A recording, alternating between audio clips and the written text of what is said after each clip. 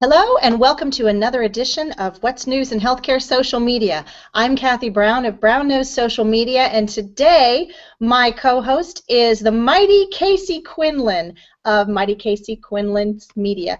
You want to say hi, Casey? Hello, everyone out there in Google Plus land. Casey and I have been connected for quite some time, and we really have a yin-yang going on. So I'm looking forward to this conversation, Casey, because you bring a perspective, a patient perspective, to this social media marketing discussion. Yeah, I am a person commonly called a patient within healthcare, as are we all. But I also have a pretty good understanding of the practice and the business side because I am also in business.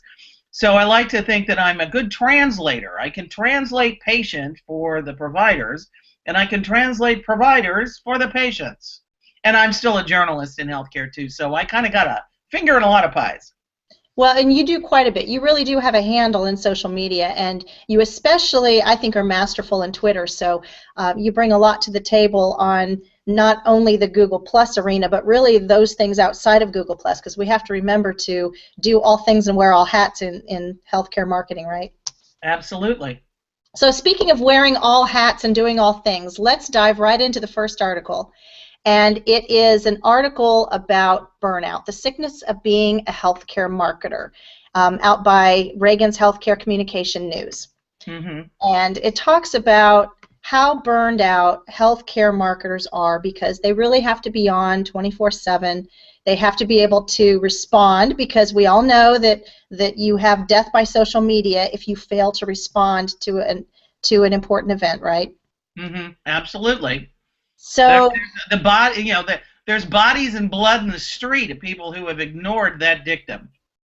and especially in healthcare, all it takes is for someone to really bash a particular doctor or a particular hospital, and it can snowball. So we understand that. So I guess one of the first questions I want to ask you, Casey, is um, what do you have any tips for the burnout of being all things to in all places and knowing all platforms and all? Well, I will say that for those who are professional marketers who are working in the healthcare space, the best path to not ending up ripping out your hair and having a flat spot on your forehead and no sleep is to start using tools that help you manage everything and come up with both a posting and a listening schedule. And also, if you're doing it by yourself for a large practice or a large healthcare company, you really need to make the case for getting help because one person cannot do this by themselves. I mean, and I speak as someone who has done it alone for her own brand for a long time, but I'm just me. And then there are other projects that I work on where it's like, if there's not a group, this is not going to happen. So the first thing is you need to have a team, not just one person. Well, that's not always possible, especially since in healthcare specifically, there isn't always an acknowledgement that marketing is an important part of a practice or a health system. They're Well, just this is, and here's the other thing about marketing. This is true across all businesses too. But often, all too often, marketing is tasked with social media, but then the organization, the company, looks at social media as a sales channel. It's a marketing channel. It is possibly a little bit of a doorway into your sales funnel, but it is not your sales department. And one of the biggest mistakes I think that healthcare and a lot of other businesses, but in this industry particularly, has a problem is that you can't just go out and start, hi, here we are, we're great, come see us. You have to make your case. You have to make your business case to the other half of this transaction, to the people who you would like to have be your patients. You have to make your business case to them of why they would trust you. And just saying we're here, we're awesome, that's not enough. I mean, even Target can't get away with that. They have to talk about what they're actually, going to bring into your home, into your life that's going to make it better.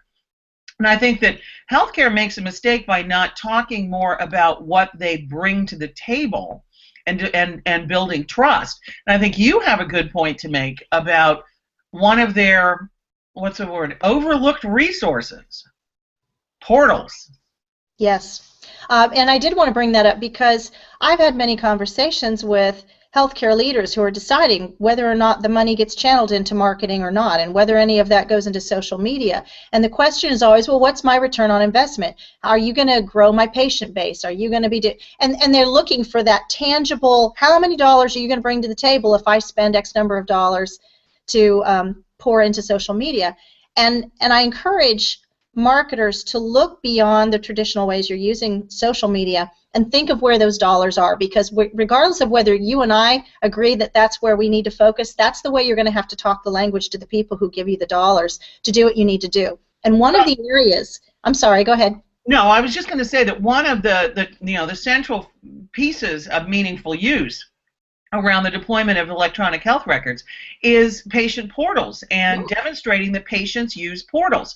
Well, yesterday I had a conversation with a young mom on Facebook who's a friend. This was not me in my professional role because I'm not a doctor, nor do I play one on TV.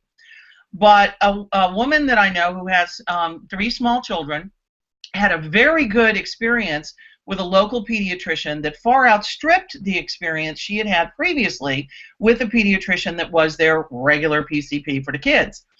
And she was asking her audience, including me, how do I, should I shift? Should I move all the kids over? I really like this person, this new person, better than the other one who always seemed to treat me like a slightly stupid younger sibling. And that's a problem with doctors. Doctors need to start treating their patients a little bit more like smart people rather than dumb. But I made the case that she needed to look at it. She was curious about records transfer and how much it was going to cost. So I gave her a short HIPAA lesson, and reasonable fee. But I also said that one of the ways to weigh this was that if she had this great an experience with this new pediatrician, that if they had an electronic portal, then that should be her deciding factor. Is like, how's their portal? But this is where healthcare is missing the point. On social media, you're talking to a digital audience. Make the case about what digital tools you are making available to the digital audience, and the sale will be made. Absolutely. And there is a lot of money to be had, short term at least, with setting up patient portals, first of all. And then, is it phase 3 where you actually have to have the patients sign up? Are you that familiar with? It kind of crosses over between MU2 and MU3. Yeah, so there is definitely a benefit to communicating to the patients when you have a patient portal in place, and to get those patients to sign up by telling them what the value proposition is. And Casey, as a patient, what would be the message you would want delivered to you that would make you go in the direction of that particular system that has that portal? A portal that talks to this and allows me to make appointments and allows me to view my records here. Somebody who gives me that, they got my business. There you go, folks. So I'm not alone. I mean, this is a conversation that I have across the globe all the time. I may not look it, but I'm a digital native. I've been online since before they called it the World Wide Web. And I mean, if I can put it on here, or on here, and on the thing I'm talking to you on, if I can get it across all platforms, that's a win. Well, and there's an interesting discussion that I heard in another hangout this week, and the point was made that don't think of those as different platforms where you have to offer only, this is the platform for the mobile version, this is the platform for the laptop. Think of what the use concept is and make that travel across all platforms, make it compatible with all platforms. And I go back to bank apps. When my kids need money, my husband pulls out his phone from wherever he is, even if he's in a meeting, and he can transfer that money in a few clicks, know that it's done, and tuck away his phone, even send a text and say, I've done it, and it's done. It should be that easy for a patient to access their own records or to go to the portal for whatever that piece of information is. Yeah, and I mean, parenthetically, I had a conversation with a friend who's in hospital management, and he was, we were talking about getting hospital supplies, and the cost of hospital equipment and disposables, gauze pads, etc. And I asked the question, if I can buy it myself on Amazon for $1, why am I paying $30 for it in a hospital? Now I get about other things are added in, but he said, but and he named a big medical supplier. You said, but so and so delivers, and then there was this beat, and we were having this conversation on Twitter, and then there was this beat, and he said, oh yeah, and Amazon does too. Yeah, so. I talk a lot about healthcare costs too, but I'm not going to hijack this conversation for that. Okay, so if we can get the message out to patients that there's a portal, once you have a portal in place or something that you can send people to, social media is a great place to reach that audience because that audience is already digital. That's a great point, Casey. And by the way, Stephen in Contreras is sending you a big high five here on the event page. So I just want you to know so we can. High five back, Stephen. So along the same, but I want to go back to the burnout piece and just sort of close that loop. I think that there are a lot of industries that are forcing the people who manage their social media to essentially be on 24/7. And this is, I will again make the case that there has to be at least a two-person team, if not more. And even if that, I'm not saying that you have to hire 2 marketers or that you have to hire a cadre of marketers, but there has to be an internal team that is behind the outreach messaging and the incoming listening for any healthcare entity. I don't care whether it's a small, PCP's office or it's the giant hospital run by the university down the road. There has to be a team, and all parts of that team have to take some form of ownership for the content that gets shared. They're not going to trust you unless they can see some of your doctors. They're not going to trust you unless they can see some of your nurses. Make the story about your entire group, and then the pressure will be off the one person who's stuck with marketing. There's an interesting question that Dave Williams just posted on the event page. He asked, what percentage of patients are comfortable with digital technology to make the cost investment for a portal worthwhile? And Dave, I'm going to answer this and then I'm going to pass it off to Casey. I know that there are statistics that say that roughly 3 out of 4 patients go online to search for medical information when they know that they need something. So if 75% of patients or people are already reaching the internet as a first step in health information, it's not that much more of a leap to get them into a patient portal if your patient portal is easy to run. So I would say that that's a very high number, assuming that you have an easy-to-use portal. Casey, how would you answer that question? Absolutely, absolutely, and there's where you build the biggest piece of trust right there. It doesn't have to be just a patient portal where a patient goes and gets his or her records. If you have a patient portal that recognizes your patient as they come in, like say you're a primary care provider, and you have got some good and refreshing content about current health issues, say kids going into summer camp or starting school, or it's an OB-GYN, things to look at if you're planning on getting pregnant, another OB-GYN, women who are going into menopause. If it's an orthopedist, sports injuries, talking about people who are going into the marathons. I mean, there's so many things, and you don't have to create all of it. There's ways to pull it in with RSS feeds. But if you have a really good destination on the web with the information that the people you serve are interested in and looking for on Dr. Google, they're going to trust you more than they're going to trust Dr. Google because they know you. But you have to make that available. Your portal's the perfect place.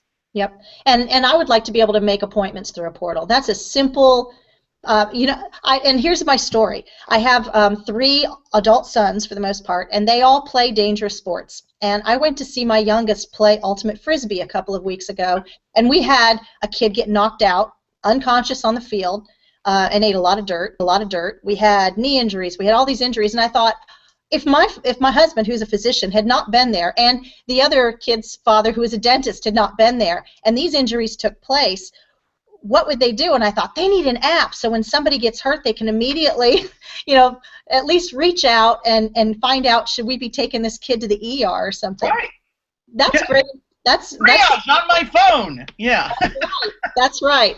So Moving on, wait a minute, let's see, we've got a question here. How can a local small hospital compete with the big guys when patients look for information? That's from Scott Scowcroft. Well, I mean, it will depend on how big the McGilla down the road is. But the thing is if you already have a patient base, you have a group of people who trust you. So it might be worth it to have a, sort of a community round robin and find out what kind of stuff people are looking for. Let patients help people, because we know a lot. I mean, and now I'm not the first one to say that, although I'm, in the early chorus. There's a whole book about that right now by my buddy Patient Dave called Let Patients Help. Go get it on Amazon. Read it. Learn. Well, and surveys. Social media is a great place to post surveys. Why wait for Press Ganey and 30, 60 days later?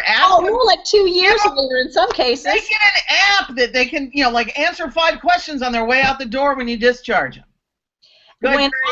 When I'm asked by a local provider, a local vendor, for my personal opinion on how they should market to me, I find value in that vendor.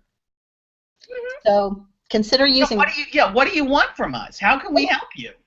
Yeah, I mean, let your patients help you figure out what that is, because they'll tell you. They'll be delighted to be asked.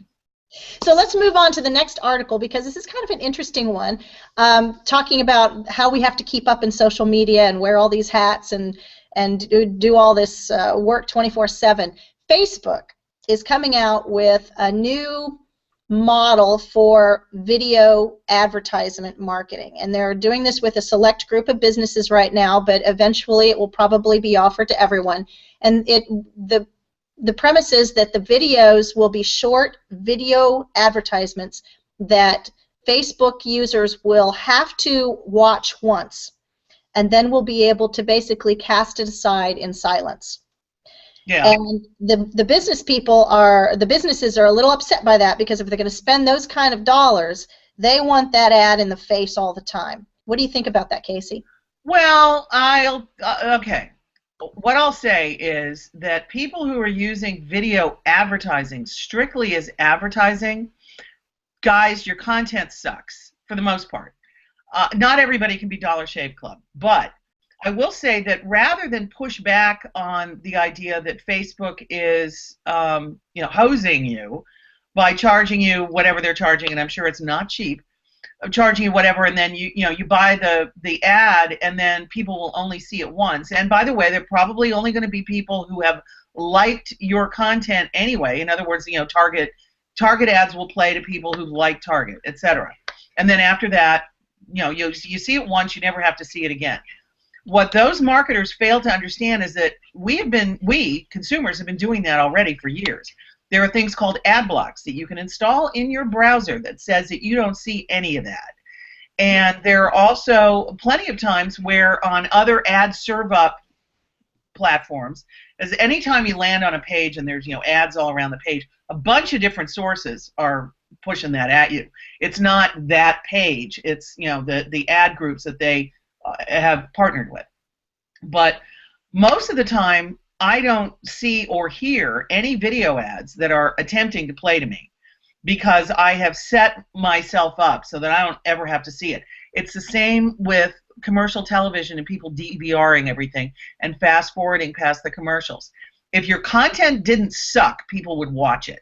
But right now, I will tell you, most video advertising sucks. So improve your content, and you might have a prayer, and you could just use YouTube or use your own page. But if you're paying $1 million to Facebook to have people see your ad once, you might want to think about maybe spending that money a different way. Just saying. Yep.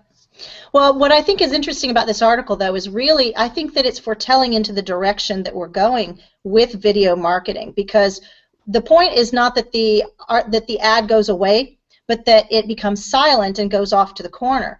And so the point of Facebook is you need to make a message that can be delivered through a silent video, as opposed to necessarily having the sound play. And your ad needs to be as visual as it is sonic. Right, and I found that interesting because I was given a survey last week by YouTube, and YouTube asked some questions that gave me that same impression, asking how important it was that I got video advertisements that were that were entertaining. And I forget what all the questions were, but I really got the feeling they were going down the same road as well, with the whole idea that those ads need to be seen as entertainment rather than advertisements. You have to entertain or inform your audience, ideally both. Hello, Dollar Shave Club. But you have to entertain and inform your audience. Otherwise, they're, it's like, what? I didn't even see it. Yeah, so I think that's something to start considering now, knowing that some of that marketing might be going down that direction. Yeah, absolutely. And I think YouTube has a leg up anyway, because people, when they go to YouTube, they're expecting to listen to things and to watch things. And I think we've all become sort of, conditioned to understand that stuff that's popular, stuff that's on branded YouTube channels, they'll deploy an ad at the beginning. And, fine. A lot of those ads suck too, but they're only 30 seconds. But the real challenge, though, for marketers is make your content not suck. Yep. Okay, so moving on, there was some big news this week, and I'm glad that we have some time to talk about it, because the big news was, well, actually it wasn't this week, it was a couple of weeks ago, but I haven't had the What's News show because I have not had a voice until this week. But Vic Gundotra announced he was leaving Google+, and what followed was an immediate flurry of articles saying that Google+ was dead, Google+ was getting buried, that Google was taking everybody away from Google+ and moving in another direction, and Google+ would cease to exist. I thought it was worth a discussion here to find out what your take is on that. Do you have an opinion on that, Casey? Yes, I do. I think Google has what I will call an unfortunate history of quick reactions to things. Which speed to market is a good thing, but when they killed Google Health, they really, really made me mad because I thought there was a lot of potential there, and they left the whole platform open to Microsoft, which I don't really like. I mean, Microsoft Health fault, but anyway. I think that if you look at Google Wave, if you can even remember that far back, and other Google efforts, I think that Google Plus is Google's best play so far in this space. But they're looking. I hope they don't make the mistake of looking at Google Plus as something that's going head to head with Facebook, doing exactly what Facebook does, because that's not what Google Plus. That's not where the real power, I think, of Google Plus lies. The power of Google Plus lies in the communities that are being built on Google+. For example, Healthcare Talk, but there are many others that I belong to. I mean, some of them are ridiculous, but a lot of them are really useful, particularly the industry group ones. And I think that the one-to-many and many-to-many potential for conversation in Google+ communities, that's I think the secret sauce here. And I do hope that Google Plus doesn't decide to pull the plug on itself, or that Google, the masters of the universe at Google don't pull the plug on Google Plus, because I think that Google Plus has a lot of potential in this community area. And I think that in this community area is where the future comes for Google to find out that this could be an ad platform. Again, your content can't suck, throwing back to the previous conversation. But Google is brilliant at doing the things that it sticks with.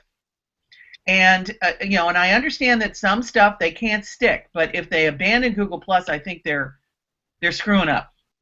Yeah, same here. Well, and I think for those of us who are already established on Google Plus and we have value here in Google Plus, I don't think there's a reason to move away from it, because even if we fail to have as much traffic and new members coming into Google Plus, as long as you are using the community feature and you've already built a community, then those are the people you're speaking to anyway. And I want to reiterate how important the community feature is, because I think it's so different from the other platforms that you can have people different than the LinkedIn groups, different than the Facebook pages. It's a three-dimensional community here on Google+, where not only do you have people who can find each other inside the community and maintain a touchback to that community dialogue, but they can have posts, they can be categorized, subcategorized within the community. These Hangouts on air are broadcast either only to the communities or to the communities as well as other outside public and communities, or however you want to do it. All of these things are contained in this little bubble, and it's almost like you have your own social media site. I have the Kathy social media site. Exactly. Or maybe I should say it's healthcare, but it really is. It's exactly what I want, and if other people like what I want, we create this little bubble where we're sharing with each other, and nobody else really matters. Yeah, exactly. And yeah, I think that Google, in all of its previous efforts at building something like what became Google Plus, Google Wave, etc. Forgive me, I'm having an allergy attack, but I think that they finally found the right mix with Google Plus. But I do hope that they're not going to abandon it now, because they do have this bad track record of abandoning new ideas. Although they have let Google Plus run a lot longer than they did any of the previous things that I mentioned. So, and as I cough my way into the universe here, yeah, I mean, I think it would be sad if they abandoned Google Plus, but stay tuned for updates. Well, unless they lock the doors, I'm coming. And I wrote an article I invite people to go to. It's sort of related to this. It's on the brownnose.com blog. It's, are you a Google slayer or a Google naysayer? And I have a theory about those who are thriving in Google+. And I think that it has a lot to do with the natural communication ability of people. Those who are seeking dialogue and true authentic exchange are thriving in Google+, and those who are used to, I'm going to schedule it on Hootsuite and throw it out to Twitter and post it on Facebook and share it on LinkedIn, those are the people who are not really getting Google+, and so they're immediately coming out and going, see, we told you, it's dead. So, well, sadly, I will say, since you mentioned Hootsuite, I will say that it sadly, in Hootsuite, you can only intersect with your company page. You cannot post to your personal profile or participate in Google Plus from your personal profile via Hootsuite, which I think is a problem. But I don't know whose problem that is. I don't know if it's Google or Hootsuite. But I don't like that. Yep. I use Hootsuite. Okay, we have 2 minutes left, so I'm going to very quickly throw out a big bomb here that we probably can't talk about. But there's a lot of talk recently about net neutrality. This is a topic that came up a long time ago, and it's now back alive because the FCC is considering putting controls or putting communications in control of the internet, because it was never really properly categorized back when nobody really knew the internet was going to exist, and so it falls into the bucket of communications. Yeah. And go ahead. It's a utility. I think that the issue is that because the internet ended up under the FCC, not the sort of the utilities regulators, that because of the way that telephone services have traditionally been laid out and paid for and regulated as to bills, I think that that's sort of the issue. There's net neutrality, if it is lifted, means that there are a whole lot of sources of information that will go away, or you won't see them anymore because they won't have the bandwidth available to be able to present their messages. So I question this. I see this as a First Amendment issue, and I also see it as the internet being in the wrong bucket. But it's a big topic. It is, and I wish that I had been able to pull somebody in, and we may be able to have a separate conversation about this, because what I understand is technically it should be recategorized, but in order to recategorize it, it's going to require new bills, and nobody wants to go through that process, and so they're trying to put a Band-Aid on outdated legislation. And I don't know exactly what that means, so if anybody can come in afterwards and comment on what the call to action really should be. I posted my comments, a letter to the FCC on this petition page to ask that it not be under the control of communications, or at least if it is, that it's not regulated by them. One recommendation I'll make to you and anybody else who's listening to this and is interested in the topic, I would strongly recommend that as soon as this is over, you surf on over to Amazon and you look for a book called Captive Audience. And written by a woman who is a former attorney with the FCC, brilliant. I can't remember her name. I think her last name's Crawford. But she outlines why in this new Gilded Age, we have now got a monopoly. But basically, there are two and a half companies that own the access to the internet in the United States. That's Verizon and Comcast, Xfinity, whatever the heck they're calling themselves this week. They change their name every 5 seconds. But those are the two big ones. And because our legislators do not understand telecom, they don't even understand how the internet works in a lot of ways, they're writing laws that they have no idea what the unintended consequences will be or have been. And the state-by-state nature of the control of telecommunications, like healthcare and other things, is kind of a problem here. So, I mean, it's a huge topic. It's a massive topic. But read Captive Audience. You'll get a better idea of what's going on. Great. Well, thank you, Casey. And it's time for us to end this week's edition of What's News in Healthcare Social Media. I thank all of the people who participated and made comments on the event page. And don't stop now. Let's continue the conversation. And Casey, thank you for joining me today. You are always a wealth of information. Hey, you know, it was fun. I always like talking. I call myself the Mighty Mouth for a reason. And you are well named, I guess. No, I self-branded. You know, if you can't hide it, hang a flag on it. So thank you all for watching, and I'll see you next week. And have a great rest of the week, all of you. Bye.